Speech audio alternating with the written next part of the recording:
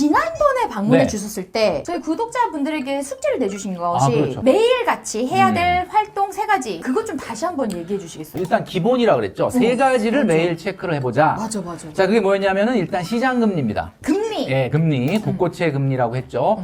그 다음에 2번째는 이제 $1 환율. 달러 환율. 그 다음에 3번째가 이제 국내 주식 상황을 봐야 되니까 네. 코스피 지수. 이 3가지를 매일 체크온 하는 것이 중요하다. 요즘 이렇게 대출 금리는 빨리 올라가는데 아, 예금 금리는 왜 이렇게 안 올라가냐? 진짜요? 그거 화나요. 왜 그럴까? 돈 갖고 있는 사람이 갑이다. 아, 은행이 돈을 갖고 있는 곳이구나. 경제 원리로 풀어서 생각을 해보면 이렇게 한번 생각해 볼 필요가 있을 것 같아요. 돈을 빌리려고 하는 사람과 빌려주려고 하는 사람은 우리가 이제 수요와 공급이다 뭐 이렇게 이야기하잖아요. 오케이. 돈을 빌려주려고 하는 사람은 금리인 가격에 민감합니다. 공급자는? 자, 그런데 어. 수요자, 요즘 대출 받기 어려우시죠, 여러분?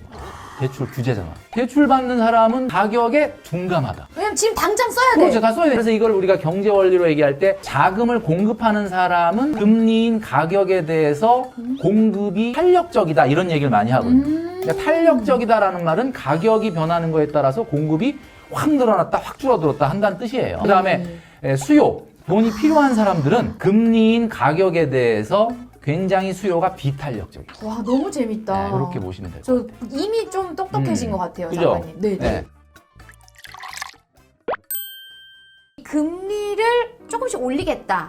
그러면서 사람들로 하여금 대출에 대한 수요를 줄이겠다. 네. 그래서 가계 부채를 뭐 줄이겠다 뭐 이런 얘기를 하는 네. 거잖아요. 근데 이게 앞으로 우리가 재테크할 때 어떤 영향을 줄까? 금리라는 거를 올리면 당연히 자산 시장에는 안 좋은 영향을 주는 건 그러니까. 맞죠. 주식이 보통은 좀 내려간다고. 내려가죠. 예. 자, 그런데 이제 우리가 주식시장에 그런 말이 있지 않습니까? 악재도 이미 이제 알려진 악재는 더 이상 악재가 아니다. 뭐 이런 말이 있어요. 이 그림을 놓고 딱 보시면 아시겠지만 그동안 내려온 거의 기울기에 비해서 지금 올린 거는 정말 세 발의 피해요. 피해요. 생각보다는 금리가 단기적으로는 좀 제한적으로 오를 가능성이 높아요. 금리 때문에 자산 가격에 영향을 받는다기보다는 지금 정부가 하고 있는 거 있죠. 대출을 지금 아예 못 받게 하잖아요. 정말 못 받았다요. 이렇게 되면은 실수요자들 같은 경우는 아무래도 시장에서 집을 구하기 어려우니까 집값이 순간적으로는 좀 안정 내지는 빠질 수 있는 기미도 있겠죠. 그러나 문제는 내년이 문제죠.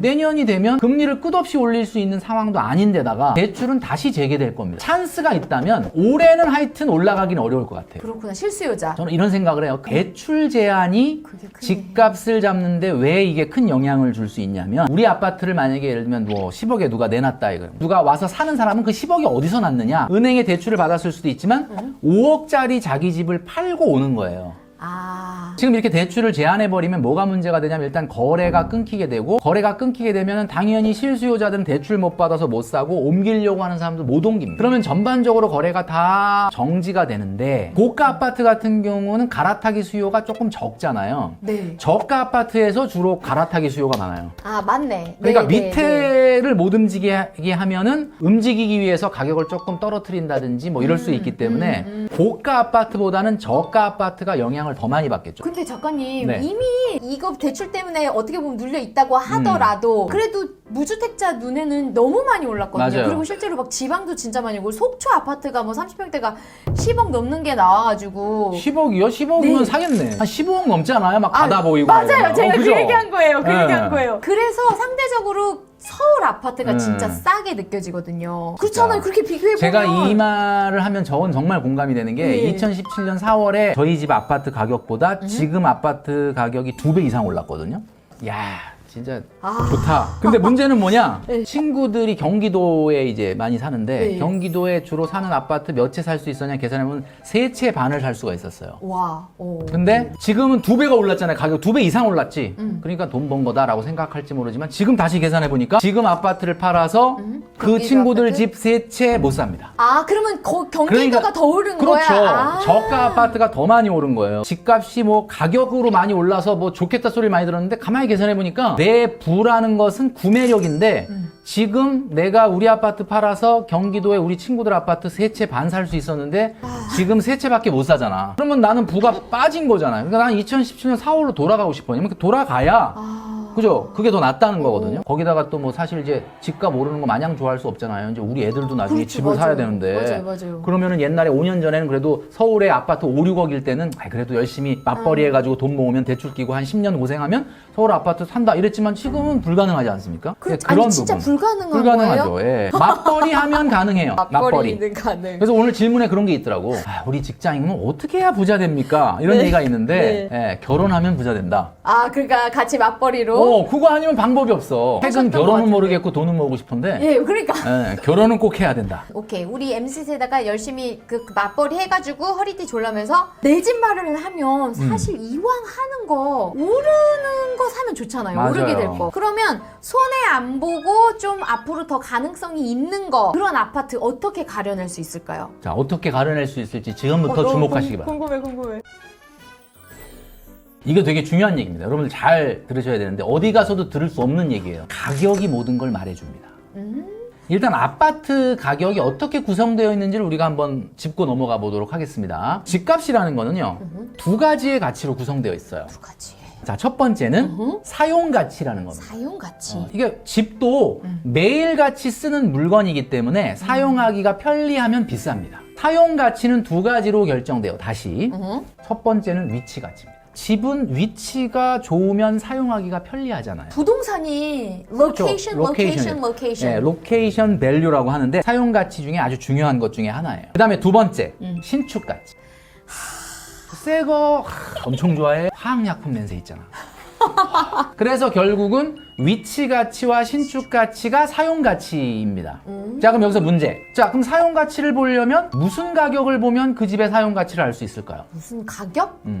집에 여러 가격이 있잖아요. 네. 아, 전세가? 그렇죠. 역시. 자, 그러면 또 하나의 가치는 뭐냐? 기대하는 거 이런 거? 맞습니다. 맞아요? 말은 그렇게 표현 안 돼 있지만 똑같아요. 이게 투자 가치라고 그래요. 우리 아파트를 보러 갔는데 전세가가 7억이에요. 집값은 얼마인가 봤더니 10억이래. 그러면 이 집을 빌려서 사용하는 데는 7억이 필요한데 아예 그냥 살려면 얼마가 더 들어가야 돼요? 3억. 3억이 더 들어가야죠. 우리가 그 3억을 갭이라고 합니다. 그 갭이 투자 가치예요. 자, 그러면 이제 사용 가치를 하나하나 뜯어보도록 하겠습니다. 위치 가치는 5가지로 나눠집니다. 아이고야. 와, 5가지니까 이거 언제 보냐라고 하는데 일단 중요도 순으로 말씀드릴게요. 아, 중요도 좋다. 집값의 첫 번째로 중요한 요소는 뭐냐면 A safe neighborhood라고 돼 있어요. 아, 진짜요? 네, 안전한 이웃. 우리 이웃들의 환경이라고 볼 수가 맞아요. 있죠. 좀 환경. 수준이나 환경. 맞아, 수준. 그 말이 좋겠다. 네, 수준. 두 번째가 굿 스쿨입니다. 좋은 학교. 근데 요즘은 솔직히 서울대나 스카이 누가 가냐? 그러면 뭐 강남의 일반 고등학교 가는 게 아니라 특목고들이 가니까 실제는 지역적인 것보다는 그냥 좋은 학원. 학원. 좋은 학원. 그 다음에 면학 분위기라는 게 뭐냐면 일반 고등학교 가면 강남에 있는 학교의 학생들이 공부를 잘하는 건 아닙니다. 안에서 꼴찌 안 해도 무지하게 열심히 해요. 맞아. 세 번째는 대중교통의 접근성. 교통. 서울은 요즘 웬만하면 맞아. 마을버스 한두 정거장 타면 다 지하철 연결되고 뭐 이거는 굉장히 어떻게 보면 차별점은 아니지만 굳이 얘기하자면 중요도에서 세 번째 정도 됩니다. 네 번째는 아까 얘기했던 일자리 접근성. 마지막 다섯 번째가 좀 재밌어요. 자, 안전한 이웃, 면학 분위기와 학군, 대중교통, 일자리 접근성이라고 그랬는데 네. 다섯 번째가 이게 원문을 영어를 그대로 읽어보면 Water Access and View라고 돼 있는데 Water라고 그러니까 그래서 해운대가 비싸구나 이렇게 생각하시는 분이 있는데 해운대는 워터가 아닙니다. 그거는 짠물이잖아. 워터라는 것은 여기서 말하는 건 민물이야, 민물. 근데 이 워터가 말이죠. 앞에 1, 2, 3, 4가 완벽한데 워터가 있으면 프리미엄이 되는 건데 네. 1, 2, 3 별론데 워터만 있다고 되는 게 아니라 중요한 포인트다. 1, 2, 3이 핵심이고 그 중에 1, 2번이 90%다. 와, 진짜로? 저는 극단적으로 그렇게 봅니다. 그 다음에 두 번째가 신축 가치인데 신축 가치는 그냥 한 가지예요. 얼마나 새 거냐. 그치. 그런데 자, 여기서 문제. 그러면 집을 사는데 내가 10억짜리 아파트 두 개를 봤어. A하고 B. 근데 오케이. A는 위치 가치가 너무 좋아. 오케이.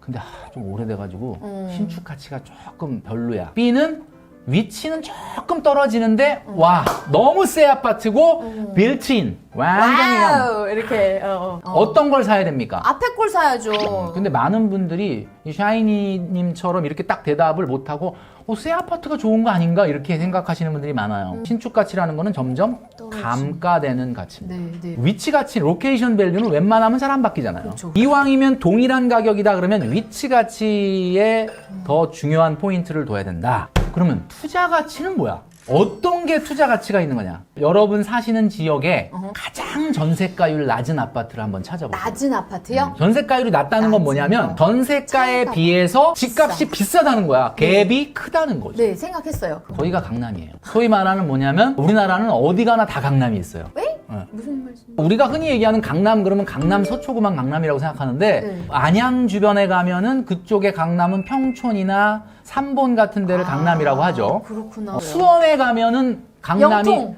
옛날에 영통이었는데 요즘은 광교다. 광교입니다. 맞다. 자, 이게 무슨 이야기냐? 거기가 전세가율이 가장 낮습니다. 그 얘기 무슨 얘기예요? 갭이 크다는 크다. 뜻이죠. 자, 여기서 비교할 때 여러분들이 어떤 걸 봐야 되냐면 신축은 신축끼리 그렇지. 비교하고 10년 된 아파트는 10년 된 그렇게. 아파트끼리 비교해보면 당연히 강남이라고 생각하는 으뜸 주거지의 아파트는 갭인 투자 가치가 큽니다. 자, 그럼 이 투자 가치는 어디서 오는 거냐? 이걸 우리가 알아야 되겠죠. 저는 이게 쉽게 이렇게 얘기하고 싶어요. 이름값. 살고 싶은 거. 이름값. 이거를 조금 우리가 그래도 정확하게 경제 원리로 보면은 세 가지가 있어요. 투자 가치. 갭이 큰 이유가 있다는 거죠. 네. 자, 첫 번째가 뭐냐면 재건축 가능성이 있느냐. 두 번째는 지역별 인지도. 세 번째는 거주자 소득입니다. 소득 수준이 높을수록 예를 들어 아까 학세권 얘기하셨잖아요. 맞아요. 위치같이 학원 같은 것도 좀 더 많이 쉽게 보낼 수 있으니까 학군이 형성되고 다 맞아요. 연결된 것 같아요. 맞습니다. 그 반포에 가보면 그 반포대교 딱 이렇게 보이는 아파트 중에 아리팍이요? 아리팍. 예, 네. 잘 아시네. 아크로 리버파크라는 네. 아파트가 있죠. 제가 오늘 오면서 조회봤는데 36억 6천이에요. 34평이죠. 34평이. 네. 2010년도인가 강의할 때 제가 앞으로 아파트는 무지하게 비싸질 거다. 아마 평당 5천 넘어갈지도 모르겠다. 이런 얘기 했다가 제가 항의를 엄청 받았거든요. 너희 좀 미친 사람 아니냐? 왜 저렇게 말도 안 되는 얘기를 하냐? 제가 2010년도에 그 얘기를 들었는데 와, 제 예상이 어떻게 됐습니까? 정확하게 빗나갔죠. 더 많아졌어. 나 5천이라고 얘기했는데 이 5천이 뭐야? 지금 억을 넘었어. 1억이 넘어갔어요. 자, 이 아파트를 분석을 해봤습니다. 아크로 리버파크는 1년에 얼마나 버냐? 이거를 우리가 생각을 해봐야 되거든요. 전세가를 보면 알 수가 맞아. 있어요. 요즘 하도 그 임대차 3법 때문에 전세는 별로 없고 반전세가 많아요. 반전세가 얼마냐면 놀라지 마세요. 이 34평 아크로 리버파크에 빌려서 사용하는 반전세 가격 평균가는 보증금 10억에 월세 330입니다. 100평이 아니에요. 펜트하우스가 아니야. 이 집주인은 1년에 얼마 들어오느냐 계산해봤어요. 330만 원 12달 들어오죠, 월세가. 네. 3,960. 오케이. 그 다음에 10억은 은행에 넣어놓으면 1%밖에 안 되지만 만약에 이거를 싹 다 월세로 돌린다면 요즘 월세 전환율이 2.5%입니다. 네, 네. 보증금 한 푼도 안 받고 싹 다 월세로 받으면 이 10억도 2,500만 원 네. 받을 수 있는 거예요. 아. 자, 그러면 3,960에 2,500에 참 이게 다 수익이냐? 아니죠. 재산세 내야 돼. 그치. 재산세 무지막지하게 나옵니다. 네. 아크로 리버파크가 올해 종부세도 나오죠. 여기. 그러니까 종부세, 재산세 다 합쳐서 올해 1,300만 원 정도 나와요. 1,300만 원 빼니까 실수입액은 얼마냐면 5,160만 원이야. 5,160만 원 은행에 이자로 받으려면 얼마 넣어놔야 돼요, 은행에? 저축은행이나 뭐 이런 데 하여튼 네, 좋은 데 좀 가서 뭐 하여튼 높은 데 해서 한 1.2%로 43억 넣어놔야 돼. 아, 그러니까 그 금액이 얼추 맞는 그렇죠. 거네요? 그러니까 36억 6천이 이 밸류에이션으로 보면 이게 비싼 게 아니에요. 자, 우리 얼마 전까지만 해도 아크로 리버파크 30몇 억서 뭐 평당 1억 그럴 때 욕했죠. 욕했죠. 솔직히 욕했잖아. 네. 나도 욕했어. 네. 말도 안 돼. 미친놈들 아니야. 이렇게. 아, 근데 이거 그거 나가도 되나요? 띠 이렇게 나가지. 그 분노로 머무르면 안 돼요. 이게 다 이유가 있어요. 은행 예금보다야 안정성이 좀 떨어질 테니까 쌓아야 되는 건 맞는데 43억을 맡겨놔야만 받을 수 있는 이자를 36억 6천으로 받고 있잖아요. 그러니까 이거는 사실 결코 그렇게 비싼 게 아니다. 비싼 건 아니다라고 나오면서 도대체 누군지 모르겠어요. 10억에 이분들이 이게 10억을 박아놓고 330만 원 내고 여기 빌려 쓰는 사람은 도대체 뭐 하는 사람일까요? 전문지. 완전 전문지. 완전 전문지. 월세를 자기 소득에서 낼 수 있는 거에서의 저항선이라는 게 있습니다. 제가 딱 우리 직장인들 많이 만나보니까 15%더라고. 아, 딱 진짜요? 저항선이 15%. 네. 한 달에 소득이 한 3,000원 돼야 그래도 쿨하게 그냥 그냥 뭐 하면 사실네 애들 여기서 이렇게 되는 거예요. 네, 그럴 것 같아요. 근데 여러분들 아십니까? 우리나라에 3천만 원 버는 사람이 그렇게 많아? 근데 굉장히 많습니다. 우리나라에 5분위 소득자라는 거 있죠? 5분위 소득자. 그러니까 가구 수 중에서 상위 20% 소득이 지금 947만 원이에요. 상위 20%가 400만 가구입니다. 놀라운 거는